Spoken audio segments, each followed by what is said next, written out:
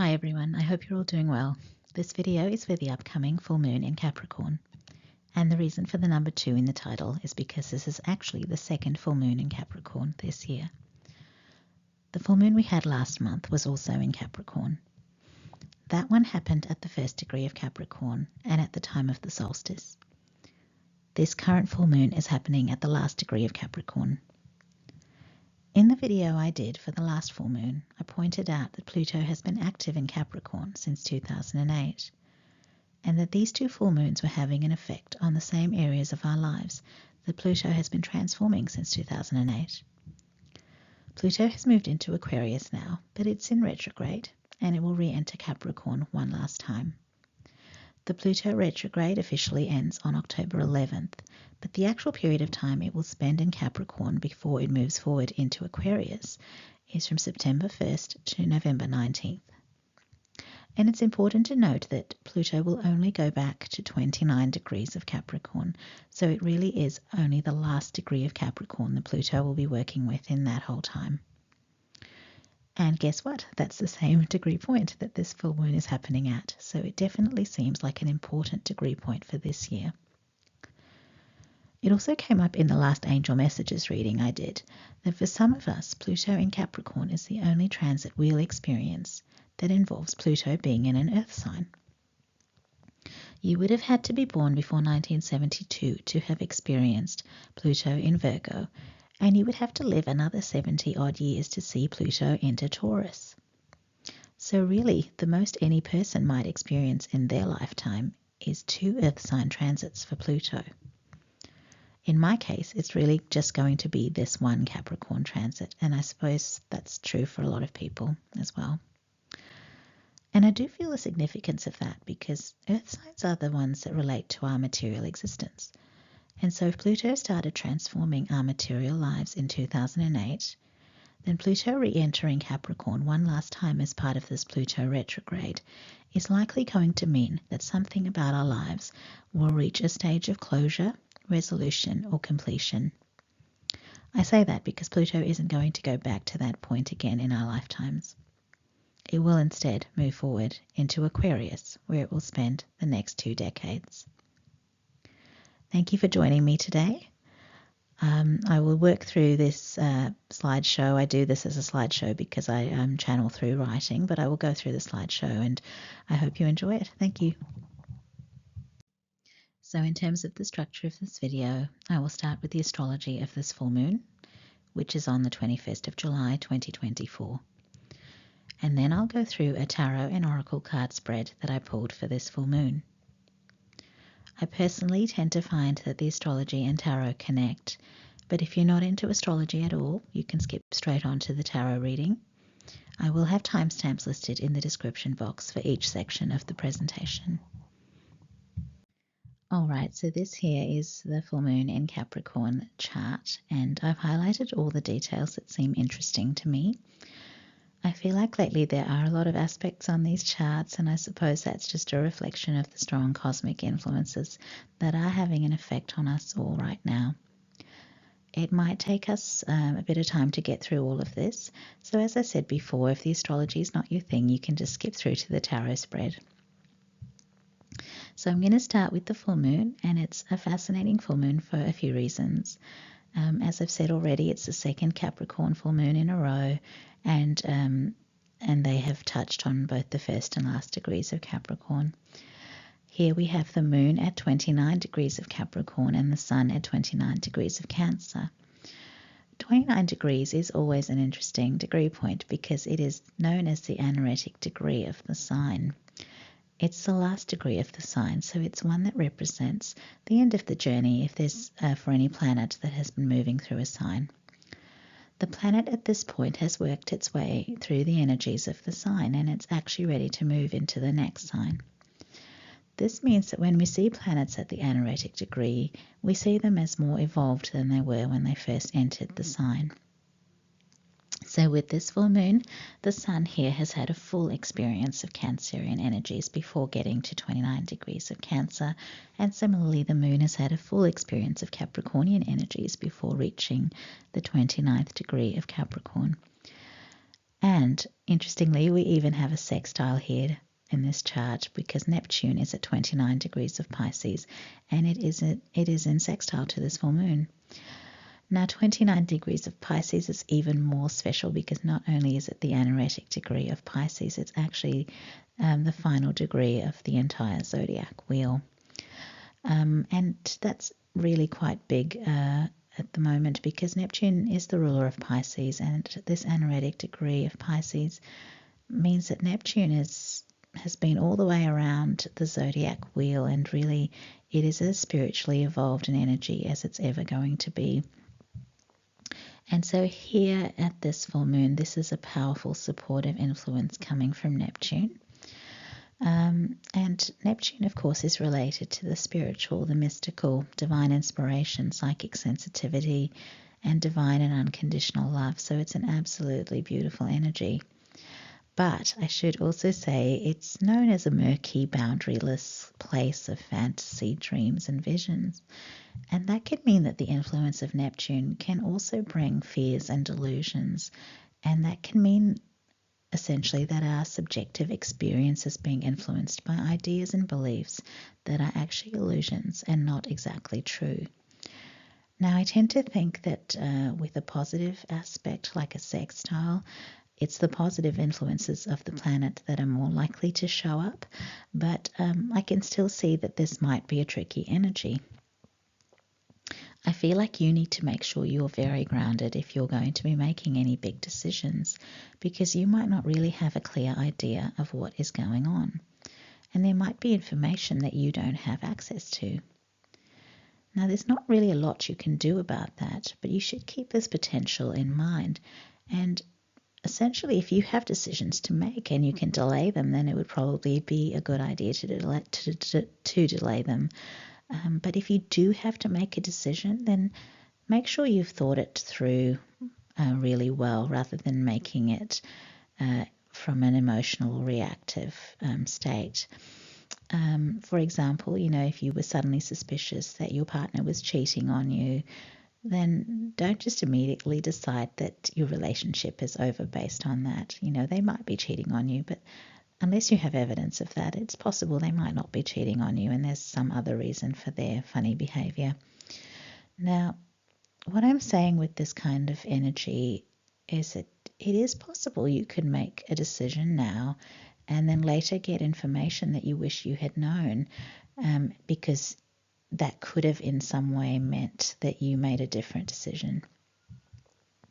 So tricky, but I think overall, if you've made your decision for a good reason, then you've probably made the right decision, and new information isn't likely to make your decision the wrong one. So, for example, if we went back to that hypothetical scenario where you suspect your partner is cheating on you, and then you decide you are going to end your marriage, but it's actually because end your relationship, but it's actually because this is the wrong person and it's never been a good match and there really isn't true love in this connection. And now that you're suspecting they're cheating on you, that's just like the last straw. So that's kind of a different story because you're ending the relationship based on what you see as the long-term picture of that relationship. And that's different to just ending a healthy relationship because you have a suspicion about something. So think of it that way. Focus on making a decision because it's right for you, because it's right for the future you're heading in. And don't just make a decision based on like a handful of facts right now. And then I should also say that, if you do make a decision and then something comes up later and you realize you were wrong, it's natural to have regrets, but don't ever get stuck in regret, because even if you did feel later on that you'd made a mistake, that's just the way things are. And I think the best thing to do then is to focus on the choices that are available to you at that time and make your best choice. I personally think everything happens for a reason, even the things that seem like mistakes. There's a saying that goes, what's meant for you won't go by you. And I love that saying. And it means that even if you've botched something, if it's truly meant for you, it's going to be drawn back towards you at some future point. And the other thing to say is that mistakes are a mental thing. You know, our mind sees something as a mistake because things didn't go in our favor.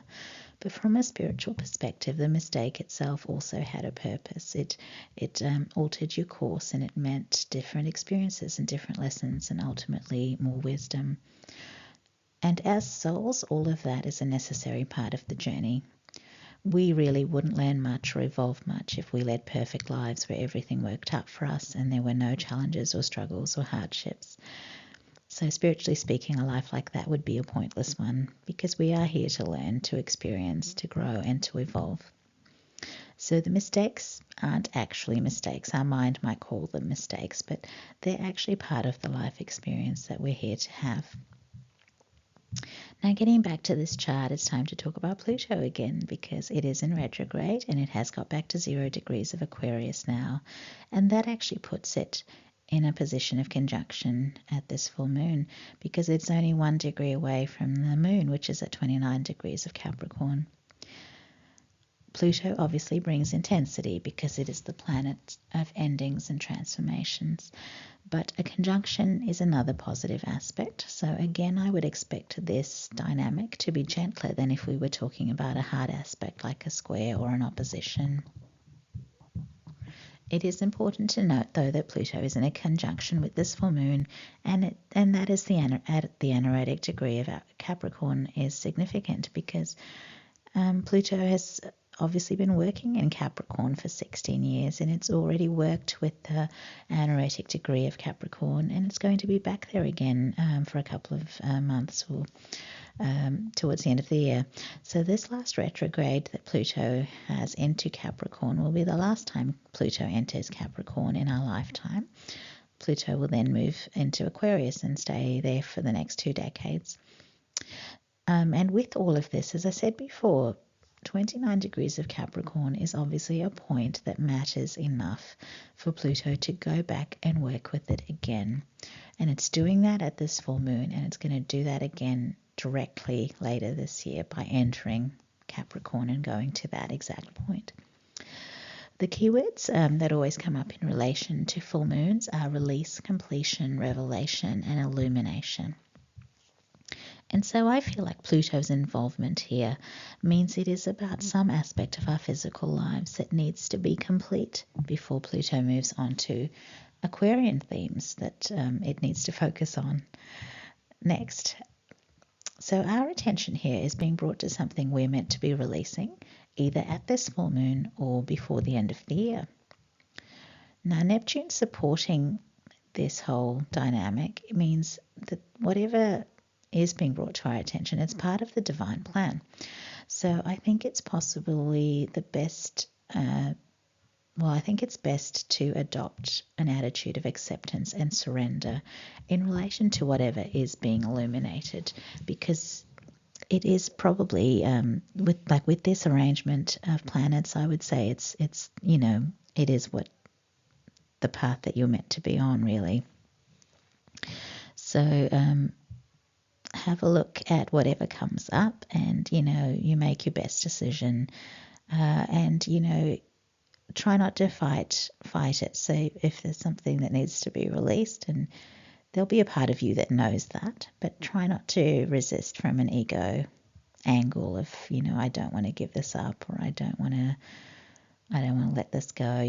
Don't do that. So just try and accept that if something's being shown to you is not right for you, then just try and accept that. Now, as I said earlier, Neptune, although this is a time of illumination, Neptune's involvement means that you probably won't get full illumination, or there might be a lack of information, or there might be energies that are just confusing. And you will just have to work with it as best you can. If you can identify the house or houses that relate to Capricorn in your birth chart, that will show you the area or areas of life that Pluto has been working on for the last 16 years. And maybe there's something about the changes you've experienced in those areas of your life that needs to be integrated fully and honoured before we as a collective shift into the new era that will be the result of Pluto in Aquarius. Now, getting back to this chart, the long blue band shows where the full moon is, and the moon and Pluto are at about 11 o'clock on this chart, and the sun in Cancer is at the opposite end. Neptune is shown at about 9 o'clock on the chart. Now, it's so funny to me that Saturn is the only thing I haven't highlighted on this chart because it has no obvious aspects to anything.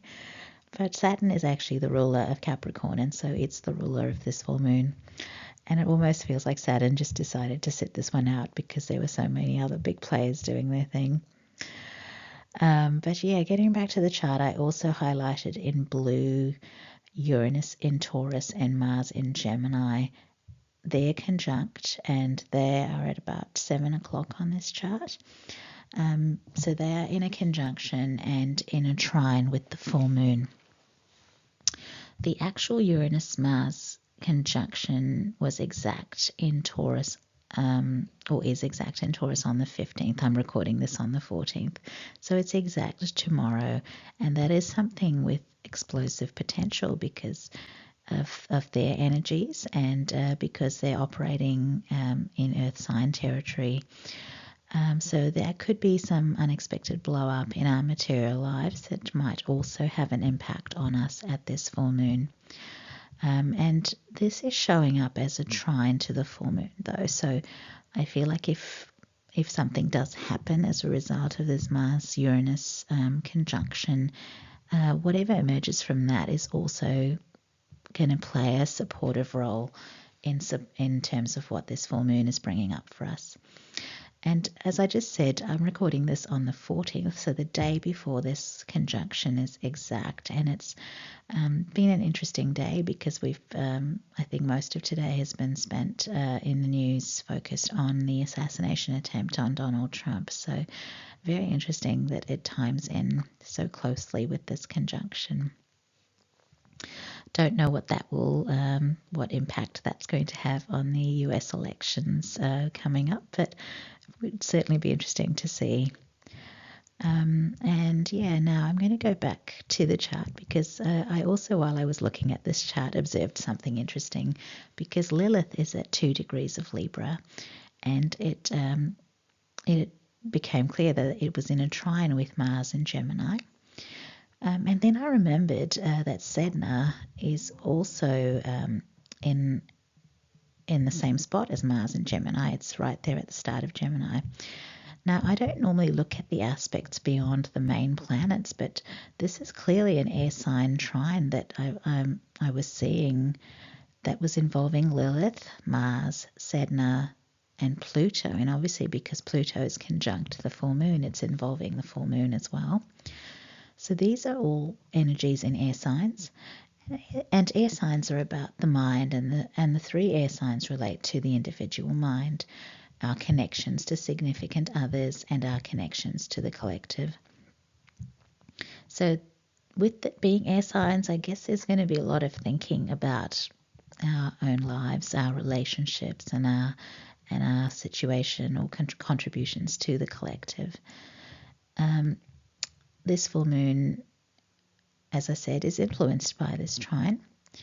Now, Lilith and Sedna are both feminine archetypes, strong feminine archetypes, because both of their stories involve female characters that, because of things that happened, had to become independent and self-sufficient. So Lilith is said to be the first woman, but she refused to be subservient to Adam, and so she left the Garden of Eden to do her own thing. Consequently, she was despised and demonized from a religious perspective. And Sedna is the In2it goddess of the sea, and her story, I think there are a few versions, but the one I'm familiar with is that she left her husband in a boat, and her father was helping her escape, but they came under attack, and then her father decided to throw her overboard so that he could save himself. And when she tried to grab onto the boat, he cut her fingers off. And because of this, she falls into the ocean. Her fingers become the animals of the ocean. And she actually has a death transformation experience. And that makes her become the goddess of the sea. So Sedna, similar to Pluto, has the energies of transformation as part of her story. Now, with these two female characters having to manage on their own, it also brings in themes of independence and self-empowerment. And I feel like this might be the realization that you have the ability to support yourself.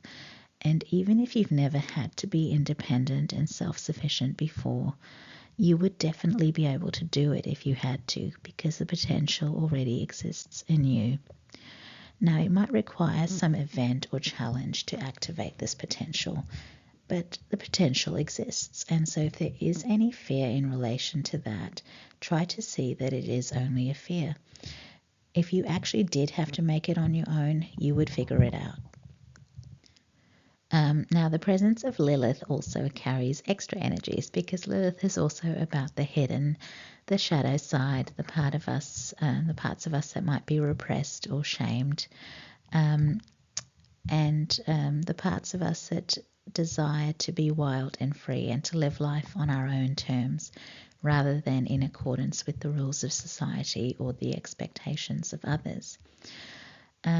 And when you look at where Lilith is, she's entering the sign of Libra, which is so much about close relationships, including marriage. So that's a bit of a disruptive energy if you're talking about something like a marriage. If someone wants to be wild and free and not follow the rules, that's kind of potential to make a mess of things. And Lilith here is in opposition to Neptune as well. And that's interesting because an opposition means the energies are at odds with each other. So I'm seeing that as meaning that the desire to be wild and free and live life on your own terms might not exactly be in step with the divine plan for us at this time. And I suppose that's a message to not go overboard with anything that you're feeling like you want to do in the context of your relationship in particular. And remember again, because Neptune can mean fears and delusions, and it's in a challenging aspect here, Neptune's influence might be more of that kind of stuff. So if you feel that you need to change things, realize that it's not, you probably don't have a clear impression of what's going on. And if you do feel the need to change things, you have to really try and approach that with care at this time. Definitely do not throw the baby out with the bathwater. If you feel like you need to change things, then slow the process down and maybe just tweak one thing at a time and see what the impact of that change will be. Certainly do not go striving for wild and free and no rules, and don't do that in a hurry, because that could be a big mistake here.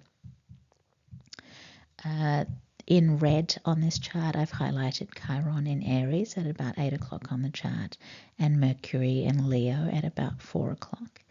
And they're forming another trine, which is a good aspect. Now, Mercury relates to the mind and Chiron relates to healing. And I'm also remembering that earlier in this year, Mercury was in retrograde in Aries and it crossed Chiron 3 times at that point. So this trine might actually relate to something that came up back then. If you can remember back that far, the Mercury retrograde lasted almost all of April, because it went from the 1st of April through to the 25th. So if you can remember back that far, you might know what was coming up for you at that time. And here, this Mercury in Leo is also squaring that Uranus-Mars conjunction, which, as I indicated earlier, might mean something explosive coming up. And that is a challenging aspect because it's a square. So I feel like whatever does come up from that conjunction is really going to shake things up and maybe challenge our perceptions around things. Now lastly, I've highlighted the nodal axis on this chart as a band in yellow. So the North Node in Aries is near Neptune and Pisces on the left side of the chart, and the South Node in Libra is on the right-hand side of the chart, near where Lilith is, which I've highlighted in green. Now, the North Node has a trine to Venus in Leo and a sextile to Jupiter in Gemini, and I've highlighted those planets in yellow as well. Those are all favorable aspects, and both Jupiter and Venus are known to be benefic planets, so this seems like a really beautiful arrangement. The South Node is also getting the same aspects, but just the other way around, so it's a sextile to Venus in Leo and a trine to Jupiter in Gemini. I can see this as being positive support for our soul's journey if we are trying to head towards our North Node. And remember, our individual North Node placements are from our birth chart, and that's where we're supposed to be heading in this lifetime. The current North Node placement in Aries is about the energy we're meant to adopt in relation to pursuing our individual North Nodes. Now, the North Node in Aries means that we're meant to be exercising our sovereignty and taking action when inspiration strikes.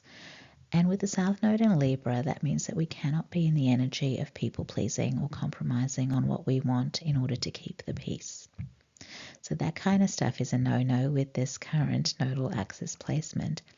So I would say that it's important to focus on your North Node and pursue it with the Aries Emperor kind of mindset.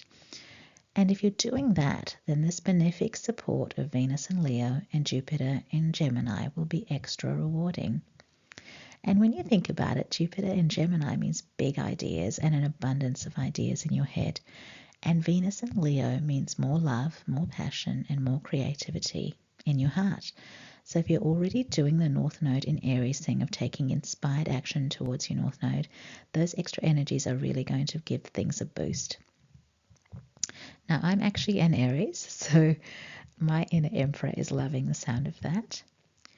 But I do want to share one more thing because it's come up recently. I was watching someone talk about the Aries North Node, and the point they were making is there are lots of other attributes of Aries, and so it's not just about the self and the sovereignty and taking inspired action.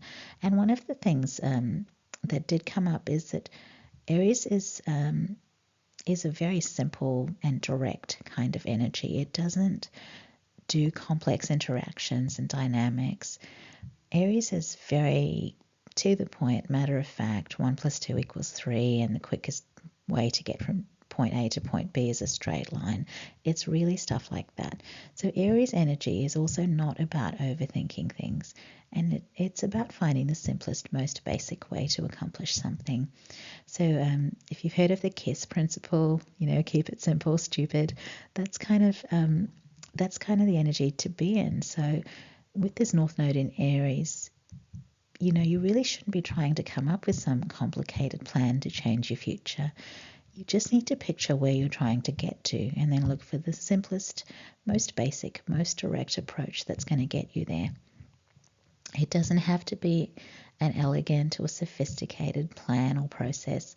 It doesn't have to impress other people, because really Aries doesn't, it's not about other people. It doesn't really worry about other people's thoughts or feelings or opinions or judgments. Aries, it doesn't care. So part of this North Node in Aries energy is about just taking the basic steps, building the basic foundation, establishing the basic structure. And if you're keeping everything simple and uncomplicated, it's going to allow you to progress much more quickly, because you only have to do the necessary things and you aren't wasting your time on anything superfluous. And obviously, once you've established your basic framework or your basic plan, the only changes you need to make are the ones that are either necessary or the ones that are going to make things easier or better for you.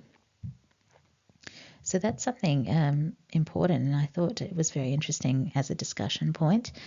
And so, that's all I've got here with this astrological chart. So I'm going to move to the tarot section now and see what the cards have to say. And here we are. These are today's cards. If you're interested in the decks that I've used, as always, I will have them listed on a slide at the end of the video. The card at the bottom of the deck is the Three of Wands, which is about someone who has embarked on a path and is starting to see positive things happening. In the traditional tarot image, we see someone whose ships are coming in. So that's about seeing results or a degree of success. In this card, there's even a little rainbow in the scene, so that's something I do see as divine blessings. Now, at the bottom of the deck, once I took the Three of Wands, I saw the Judgment card underneath, and underneath that was the Lovers card. And because I do tend to think of major arcana cards as important energies, I don't tend to leave them behind. So they're also here at the bottom as part of the bottom of the deck energies. The Judgment card is a spiritual awakening card. It's a call from Spirit for us to start living authentically, to honor our soul's true identity and purpose. It's a powerful card, and it's actually the card that comes just before the World card in the major arcana. The World card is the end of the Fool's journey, and it represents the Fool becoming mature, wise, and enlightened. So the Judgment card is the last stage of the Fool's journey before he completes it. So this is a card that is about owning the journey that you've had and seeing how it has brought you to this place where the challenges are over and you are stronger, smarter, and wiser. And now you can choose to make a fresh start and live life differently in the future.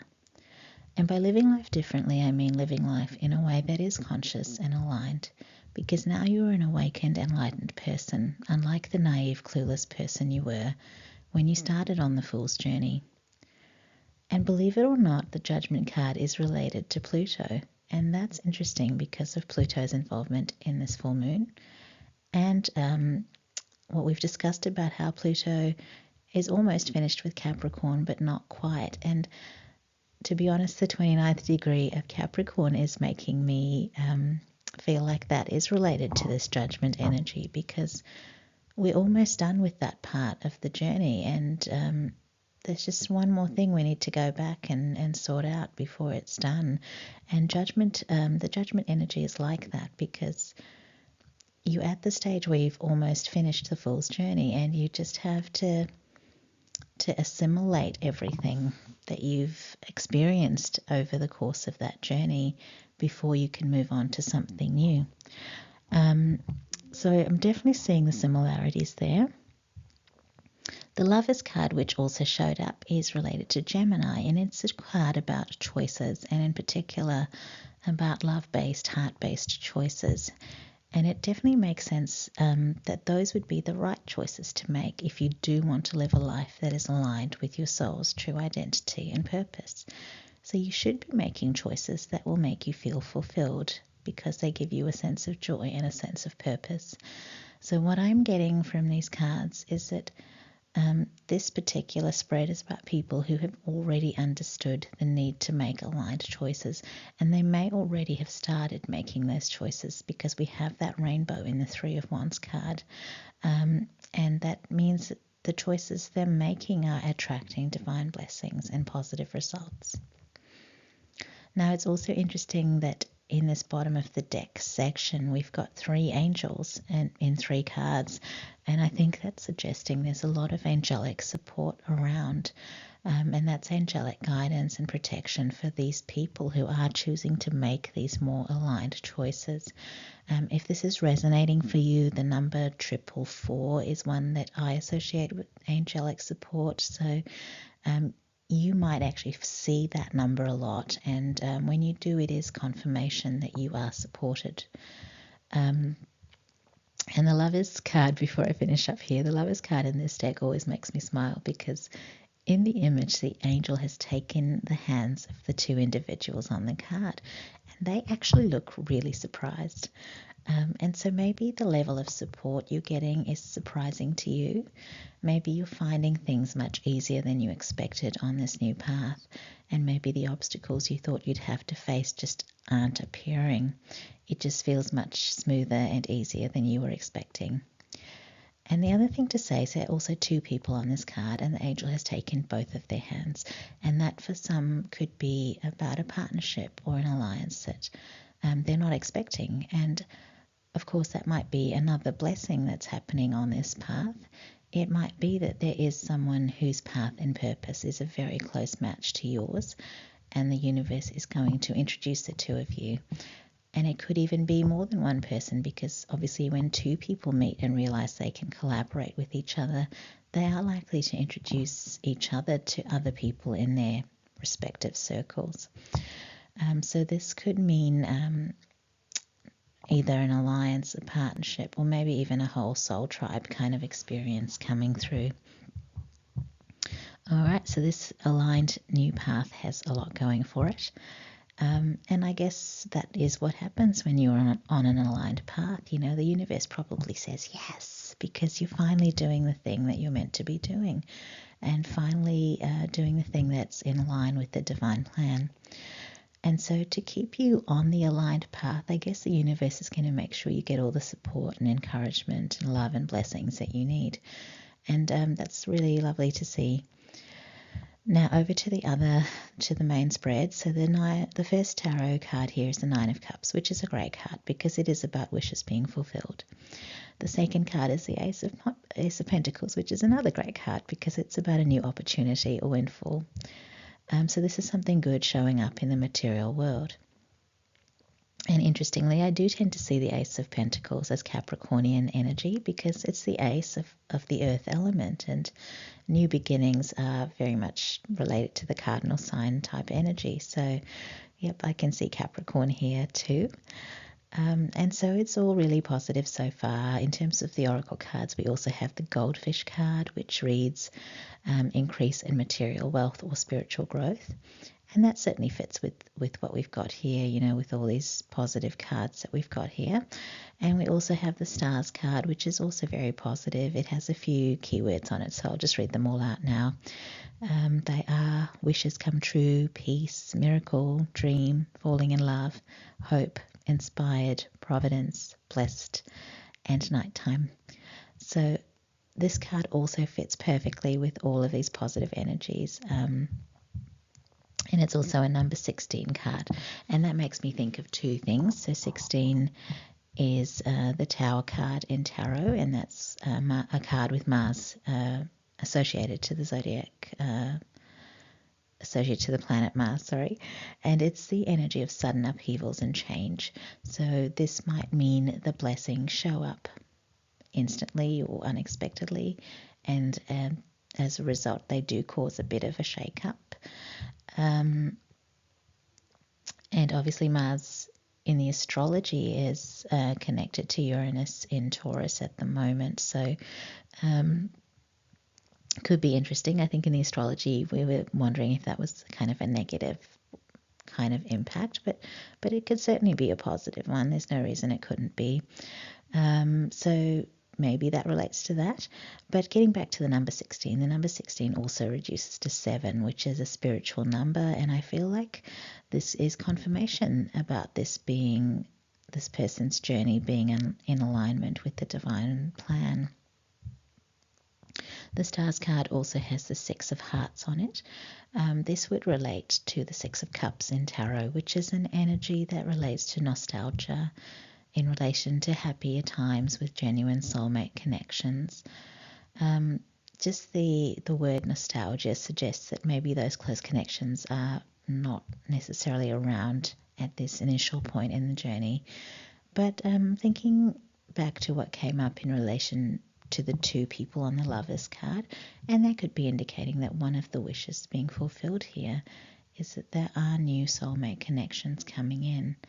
Or with that Six of Cups energy, this might be old soulmate connections that suddenly kick off again because something that was out of alignment before has now been sorted.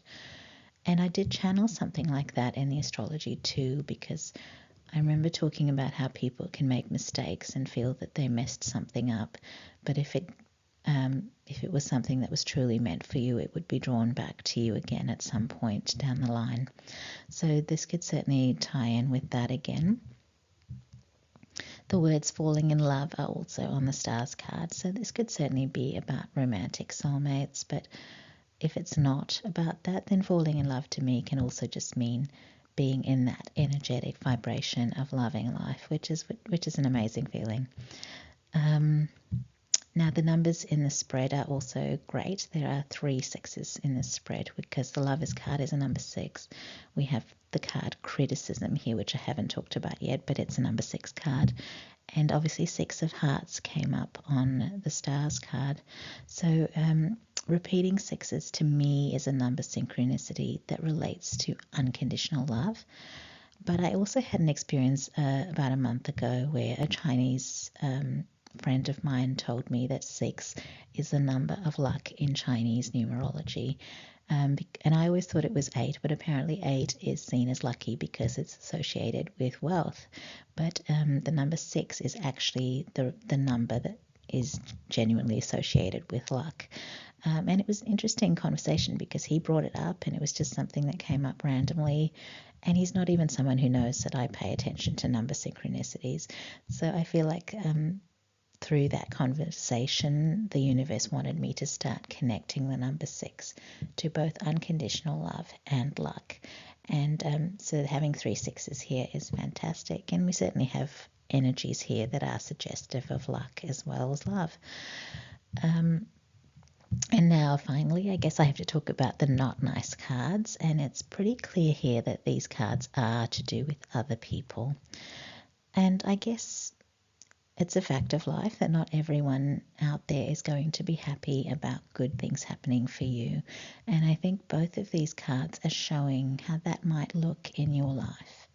The last tarot card in the spread is the 5 of Swords, and this is a bit of a cruel energy. It's about someone who only cares about winning and coming out ahead, and they don't care who they hurt in the process. So in this card, we see someone who has decided that they will take all the swords and leave the other person with nothing. So that might be about someone wanting to take all the resources or all the credit for something because they want it or because they want to hurt you. Now, swords are also representative of thoughts, ideas, and truths because of their connection to air sign or the air element of air. So this could definitely also be about someone who wants to control the narrative or manipulate the truth so that they look like they're the good guy or the victim in a particular situation.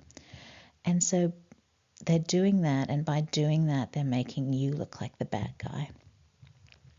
So given the storyline so far, this might be someone who might be suggesting that your choices have been selfish or that you've thrown other people under the bus by making those choices. So that can be a tough energy to face, but I suppose you just have to accept that it is what it is. Really, if someone is mean-spirited in this way, it really is their issue, and you don't need to take it personally or engage with it, So really try to just detach and not engage with it as much as possible. And I'm also thinking here of the story of Lilith because of the way religion decided to portray things, Adam comes out looking like the nice guy and she's like this horrible demon that, went off and did her own thing. And of course that's a very, I guess, one-sided version of the story. So we don't really know how it played out. And so that storyline is also making me think that it could be something like that here as well. So, you might find yourself in this Lilith position where everyone thinks you're this awful, selfish, self-serving, demonic, I don't know, whatever. And this other person that you were previously with is the one, who's the good guy. So that is again tying in with the astrology from that perspective. But something that also came up in the astrology was about not doing things because you're triggered emotionally into reacting a certain way. And I'm just feeling like that is the best thing to do here is detach, don't engage, and don't react emotionally or, try and retaliate or fight back or do anything like that. I think if you do your best to ignore it, it will hopefully just be something that dies off on its own. And really, even if this person feels like they've won over you in some way, I don't think that's true. From the start of this reading, we've had angelic support and divine blessings. You're definitely not alone. You are supported and looked after. And so whatever this person does in their attempt to weaken you, it really isn't going to work, because there are bigger forces supporting you. You know, the forces supporting you are much bigger than this person. So if they take something away from you, Spirit will help you get it back, you know. And if you ever find yourself lacking in some resource because of what this person did and you need help in that moment, Spirit is going to bring in the help that you need. I just don't feel like there's anything for you to actually worry about. If you need help, ask for it, because I feel like Spirit will just deliver it to you. And whoever this meanie is, they're ultimately going to be disappointed, because they're going to see that their attempts to take you down didn't even end up working at all. And because they're going to continue to see you succeed, and it's not going to make sense to them. But that's because they don't understand this connection that you have to Spirit here. And the last oracle card, which was the negative one, is criticism. And maybe that's the method that this person might use to attack your energy. So this card is described as Mars in Virgo, or Mars in the 6th house. We see a finger pointed at someone, but underneath that image we see an overflowing basket of flowers, and that seems like it is showing us the fact that you're being blessed. And there's this eye above the flowers, and that is making me think of the evil eye. You know, someone who is envious or triggered by the blessings that you're receiving. And if that's the motivation behind their behavior, I still don't think that's something to get worked up over. You're best to work on developing a thicker skin, to be honest, so that these things don't bother you too much. The fact that there may be an element of evil eye here means I feel like you might want to also consider some energetic protection too. And that's something you can look into, but you can apply that to yourself, your home and your workspace. Even something as simple as just visualizing a protective bubble of light around yourself, or the places that you're trying to protect. Even something as simple as that can be perfectly adequate. And I think that's it for the tarot spread. It is positive, and even though the astrology was more challenging, I feel like the overall energy was about releasing something to make room for the new future that's coming. And there were these extra messages that related to self-reliance and independence that came up in the astrology with regards to the North Node in Aries and the Lilith and Sedna energies. And I guess that's the other point in relation to the Five of Swords card, is that you may feel like you're left out on your own or out in the cold because this person has turned everyone against you. But the thing we got from the Lilith and Sedna energies is that you definitely have what it takes to survive and thrive. So even if you were in that really challenging place of, you know, everyone turning away from you, you know, it doesn't mean that that's the end for you. You know, Lilith was despised, and it didn't stop her from living life on her own terms. And Sedna was thrown overboard and left to die, and she didn't die. She transformed into something much more powerful. So if there's any part of this journey where you're feeling like you're alone and you've been abandoned, just understand that this particular part of the journey is only going to help you grow into someone who is stronger than you were before. So it's not nice, but in a different way, it's from a different perspective, it's also a blessing, even if it doesn't feel good at the time it's happening, because the benefits of that will come later. Now, I think that's the end of the reading, but because of all the angel energy, I just felt inclined to pull a guardian angel message for you to close out this reading. I'll share that card with you on the next slide. Before I go, though, I will mention the crystal here is a honey calcite star. It's actually a recent purchase. I bought it on the last lot of holidays I went away on. But I just happened to think of it because of the pentacle on the Ace of Pentacles card. But as always, every time I'm going to use a particular crystal, the energies end up being quite good for the spread. But honey calcite is meant to help with confidence, courage, and self-empowerment. And all of those qualities we've sort of talked about, and they're all things that will help someone get through a time of transition and a time of difficulty. And here is the message card that showed up for you. This deck is mostly cards with angel messages on them, but there are some prayer cards, and you guys have got one of the prayer cards. It reads, "Dear Guardian Angel, help me to believe that all is possible through love. Help me manifest my dreams and live an inspiring and fulfilling life. Help me to feel God's presence in every moment. Help me feel eternally loved. Thank you for being by my side, or being always by my side." Now, I guess this message is saying that you need to talk to your angels and ask them for what you need. And it's very interesting that the words of this prayer do talk about things like choosing to operate in the energy of love and wanting an inspiring and fulfilling life, and also hoping to feel loved and supported at all times.